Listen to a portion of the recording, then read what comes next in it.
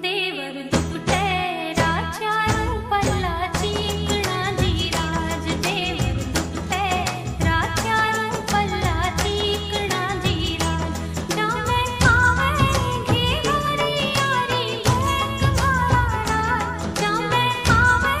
घी भरी यारी भेक मारा राज प्यारा लागो भाभी ने देवर लाडला जीरा अभी रात गया संग साथीड़ा